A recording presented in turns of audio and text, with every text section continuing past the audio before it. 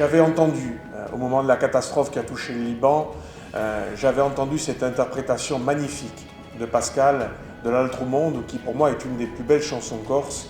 Cette interprétation, avec, alors je ne sais plus qui l'accompagnait, mais là aussi c'était quelqu'un, je trouvais que c'était remarquable. Cette interprétation était remarquable, nous avait touchés et je me suis dit, si on est capable de faire ça avec notre langue, on est capable de faire de grandes choses. Si Byblos est l'une des plus anciennes villes habitées au monde, riche en son patrimoine, berceau des Phéniciens et lieu de naissance de l'écriture, Bonifacio est un site d'exception et l'une des plus belles villes historiques en France, âgée environ 1200 ans, est la plus ancienne ville de Corse.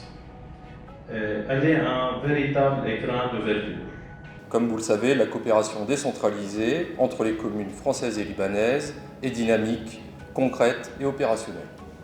Et c'est dans ce cadre que je t'ai tout particulièrement salué la convention de jumelage signée le 29 mars 2022 pour une période de 5 ans entre les villes de Byblos et de Bonifacio.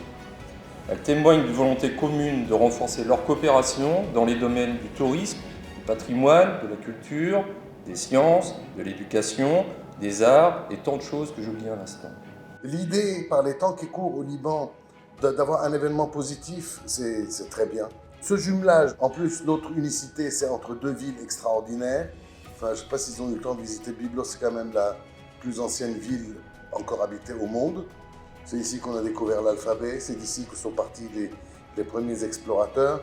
Et puis à Bonifacio, qui est quand même invraisemblable comme cité avec ses falaises magnifiques. Et on voit la Sardaigne, on peut rêver des heures en étant assis devant les falaises. Je suis une amoureuse de la Corse, donc il ne faut pas trop expliquer les choses, parce qu'on aime, on aime. Et j'ai voulu vraiment concrétiser cet amour en laissant une trace. Et vu que j'étais amoureuse de Bonifacio, je me suis dit, la meilleure ville qui pourrait vraiment s'allier avec Bonifacio, c'est bien Byblos, parce que toutes les deux se réunissent.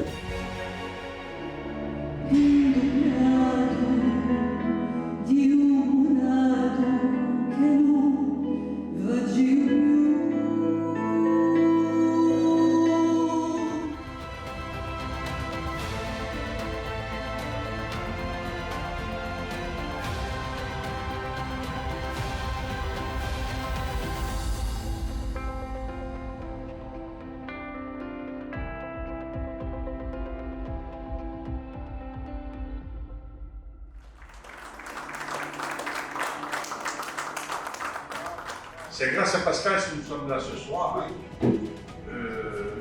C'était compliqué avec le train, un tout petit peu au départ. Sinon, ça marche. Et j'étais pas au courant de son projet, bien pris comme ça par un autre agent. Moi, je suis ravi pour le parc, pour le Liban, d'avoir amené à concrétiser ce projet.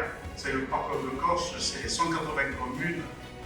C'est 52% du territoire de la Corse. Par rapport à moi, c'est le plus beau cadeau que je puisse vraiment, à mes yeux, offrir à mes amis, à mes frères de Corse, leur hymne national où j'ai voulu intégrer un couplet, et par rapport à moi, ça va être le couplet ultime en langue syriaque.